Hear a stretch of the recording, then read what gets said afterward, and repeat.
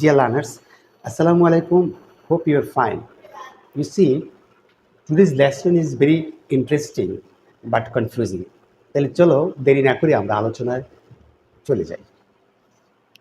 তো দেখো বাক্যটি দেখো, I cannot put up with such or with his unfriendly attitude. I cannot put up with, আমি সহ্য করতে পারি না তার যে আনফ্রেন্ডলি অ্যাটিটিউড আছে সেটাকে আমি টলারেট করতে পারি না। শিক্ষার্থী দেখো, আমরা বলছি আজকের লেসনটি ইন্টারেস্টিং কিন্তু কনফিউজিং এই জন্য বলেছি যে প্রশ্নে বলা হয়েছে দেখো যে which one of the following is adverb. এখানে যে চারটি অপশান দেওয়া আছে এর মধ্যে কোনটি অ্যাডভার্ব সেটা তোমাকে আইডেন্টিফাই করার জন্য বলা হয়েছে। বিশ্ববিদ্যালয়ে ভর্তি পরীক্ষা থেকে শুরু করে মেডিকেল এবং চাকরির পরীক্ষায় এই ধরনের প্রশ্ন খুব বেশি আসে। সেই জন্যে এই প্রশ্নটির সমাধান করতে গিয়ে আমরা যে আলোচনা করব সেটা তোমাদের অনেক কাজে লাগবে। শিক্ষার্থীবৃন্দ, তুমি মনোযোগ দিয়ে আলোচনায় থাকো। খুব অল্প সময় আমরা শেষ করব।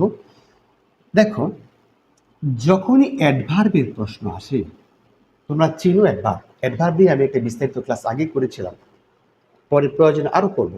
তো আজকে যেটা খুব সংক্ষেপে বলি যে অ্যাডভার্ব মানে মনে হয় যেন যে অপশানের মধ্যে যখন এলওয়াই থাকে তখন এটাকে আমরা প্রথমে অ্যাডভার্ব হিসেবে আমরা চিহ্নিত করার চেষ্টা করি। কিন্তু দেখো, এলওয়াই থাকলে কি সমস্যার মধ্যে পড়তে হয়। তারপর দেখো, এখান থেকে আরেকটি শব্দ নেওয়া হয়েছে, পুট আপ উইথ, এগুলোকে অপশানে দেওয়া হয়েছে। তো আমরা এগুলোকে নিয়ে আজকে সবিস্তার আলোচনা করব। দেখো, প্রথমে এই নিয়ে আলোচনা করি, আনফ্রেন্ডলি এই শব্দটি কোন পার্টস অফ স্পিচের মধ্যে পড়েছে? এটি কি আসলে কি অ্যাডভার্ব? অধিকাংশ শিক্ষার্থী এলওয়াই থাকলে অ্যাডভার্ব হিসেবে একে টিকমার্ক দিয়ে চলে আসছে। বাসায় এসে দেখি ভুল। তাহলে কেন ভুল? শুদ্ধটাই বা আমরা খুঁজবো কিভাবে? দেখো, আমরা আজকে কিছু শব্দ এখানে নিয়েছি, যেমন এইখানে বক্সে তোমরা দেখতে পাচ্ছ অনেকগুলো নাউন দেওয়া আছে, এগুলো পরিচয় নাউন। শিক্ষার্থী, এই বক্সে কিছু শব্দ দেওয়া আছে, দেখো এগুলোর পরিচয় হলো, দেখো অ্যাডজেক্টিভ।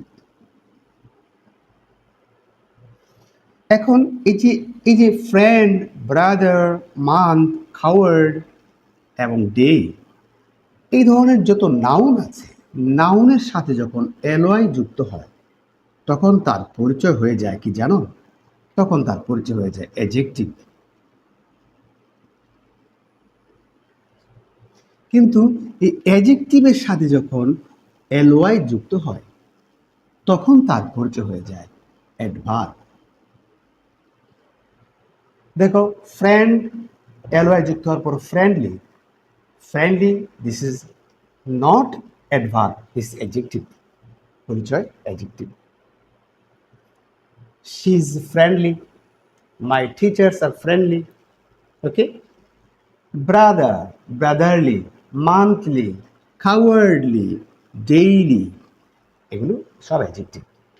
তারপর স্লো, দেখো adjective, quick adjective, wise like this, এগুলো সব অ্যাডজেক্টিভ। এলওয়াই যুক্ত হওয়ার পরে স্লোলি অ্যাডভার্ব হয়ে গেল, কুইকলি অ্যাডভার্ব হয়ে গেল, ওয়াইজলি অ্যাডভার্ব হয়ে গেল, এক্সট্রিমলি অ্যাডভার্ব হয়ে গেল, ব্যাডলি অ্যাডভার্ব হয়ে গেল।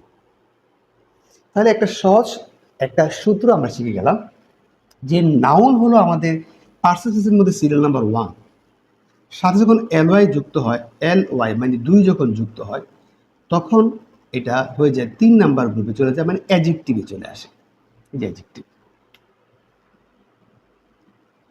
কিন্তু যখন অ্যাডজেক্টিভ দেব, নাউন, প্রনাউন, অ্যাডজেক্টিভ হলো 3 নাম্বারে আছে, 3-এর সাথে যখন এলওয়াই যুক্ত হয় এটা 5 নাম্বারে চলে যায়। 5 নাম্বার মানে অ্যাডভার্ব। দেখো, noun, pronoun, adjective, verb, adverb, 5 number. তাহলে কি হলো, 1 + 2 = 3 মানে অ্যাডজেক্টিভ, 3 + 2 = 5 মানে হলো অ্যাডভার্ব। সহজে মনে রাখার বুদ্ধি হলো, নাউনের সাথে এলওয়াই যুক্ত হলে অ্যাডজেক্টিভ, অ্যাডজেক্টিভের সাথে এলওয়াই যুক্ত হলে সেটা হলো অ্যাডভার্ব। তাহলে এই সূত্র অনুযায়ী আনফ্রেন্ডলিকে আমরা অ্যাডভার্ব বলতে পারি না। সো এটা ক্রস।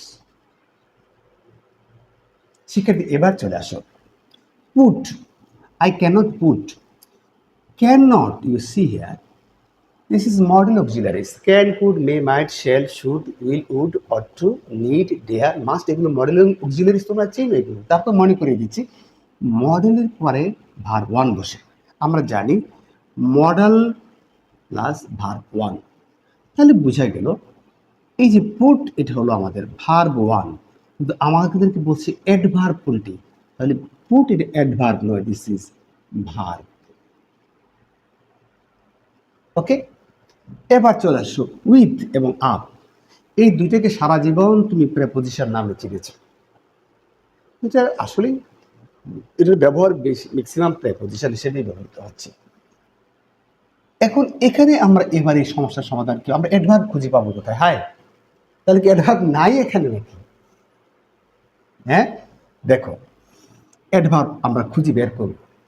পাথর থেকে যদি পানি বের করা যায়, আমরা এখান থেকে অ্যাডভার্ব খুঁজে বের করবো। দেখো ইনশাল্লাহ, দেখো এই যে উইথ এবং আপ, উইথ এবং আপ, আমরা জানি কোনো দুটি প্রেপোজিশন যখন পাশাপাশি থাকবে, পাশাপাশি থাকবে, তখন পরেরটা হলো দিস ওয়ান উইথ, এটা হলো প্রেপোজিশন। এই হিসাবে উইথটা হলো প্রেপোজিশন, প্রেপোজিশন। তাহলে আপ এটা কি? হ্যাঁ, এই প্রথমটার পরিচয় হলো অ্যাডভার্ব, এই আপ হলো এখানে অ্যাডভার্ব। শিক্ষার্থী দেখো, তোমার কি বিভ্রান্তিকর একটা বিষয় ছিল যে সবসময় ছিল এটা প্রেপোজিশন প্রেপোজিশন, কিন্তু আজকে এটার পরিচয় জানলাম অ্যাডভার্ব। এবং এমন একটা জায়গাতে যেখানে অ্যাডভার্বের মতো একটা একটা শব্দ কিন্তু তোমার সামনে দাঁড় করে দেওয়া হয়েছে তোমাকে কনফিউজ করার জন্য, কিন্তু সেই কনফিউশন ইনশাল্লাহ সেই এই যে সমস্যা সেখান থেকে বেরিয়ে আসার কৌশল আমরা আজকে শিখে গেলাম। আমরা এলওয়াই থাকলে এটা অ্যাডভার্ব নয়, এবং এলওয়াই থাকলে অ্যাডভার্ব হয় কখনো কখনো, তাও সত্য শিক্ষার্থী। এবং প্রেপোজিশনগুলো যেগুলো দেখতে প্রেপোজিশন মনে হয়, তাও প্রেপোজিশন নয়। যখন এর আগে আরেকটা প্রেপোজিশন থাকে তখন তার পরিচয় হয়ে যায় অ্যাডভার্ব। শিক্ষার্থীবৃন্দ, আজকের আলোচনায় বহুমাত্রিক বিষয় কিন্তু আমরা নিয়ে আসছি। নিশ্চয়ই ক্লাসটি তোমাদের অনেক অনেক কাজে লাগবে। অ্যাডভার্ব চিনতে কাজে লাগবে, অ্যাডজেক্টিভ চিনতে কাজে লাগবে, প্রেপোজিশন চিনতে কাজে লাগবে। ক্লাসটি যদি ভালো হয়, তোমরা একটু ধরো যে এই ক্লাসগুলো মনোযোগ দিয়ে শুনবে, মনে রাখার চেষ্টা করবে, প্র্যাকটিস করবে। ওকে, তোমরা অনেক ভালো করবে ইনশাল্লাহ। তোমরা সবাই ভালো থাকো, সুন্দর থাকো। আসসালামু আলাইকুম।